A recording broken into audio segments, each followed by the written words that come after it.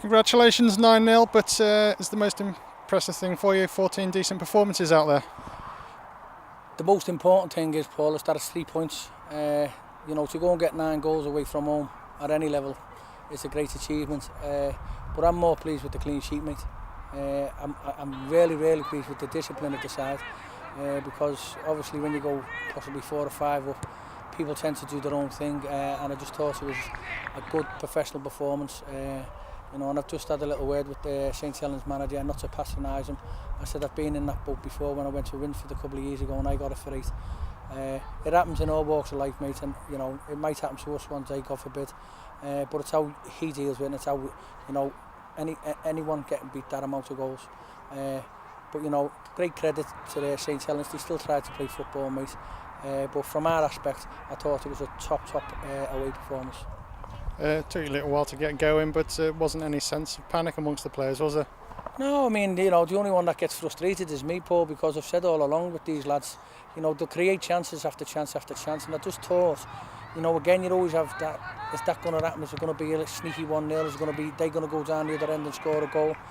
But we got the goals when we needed them most. Just before half time, we've gone 2-0 up, and then that set the tone. A little bit of confidence is coming to the side second half, and we've scored some really good goals. 2 or 3 quick goals after half time as well. That really put the match beyond doubt. It was important, wasn't it?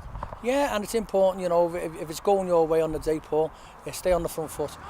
Don't sit on your laurels and expect to say, okay, win a 2-3-0 or whatever it may be. Let's go and get as many as we can. And again, that's not being disrespectful to the opposition manager.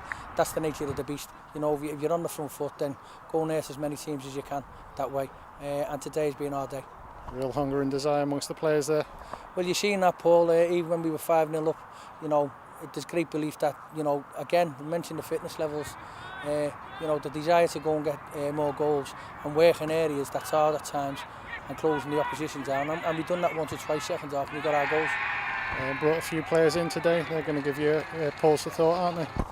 Well, again, Paul, I've said, and the lads know the situation regards squads. I've got a lot of injuries as well. And again, I've got 1 or 2 lads having to go to work and things like that. But it's a squad now, not just at my level. It's a squad thing all over. And the lads, the good thing is they all know the situation. They respect each other, which is the most important thing. We've got no sulkers in the dressing room. They all want to do well for the club. They all want to do well for their mates. And that's what we've installed in them, and it's great credit to them. Not to pick out any one player, but Jay Robinson up front not only scored a goal, but created a couple as well, didn't he? Yeah, Jay's a very good player, very underestimated James. But he's come to the club, and the thing with James is just it's a confidence thing with him. And he's played a couple of games and he's got 2 goals out of 3 games maybe. And he's worked tirelessly hard. Like you said, he's especially the second one, the ball that he's put through to Ryan Cox. Was tremendous, and the lads all respect young James for his work ethic as well, because he doesn't just stand there, he works hard. But in saying that, everyone's put the chores back in. I've had Ryan Cox scoring another 3 goals, mate.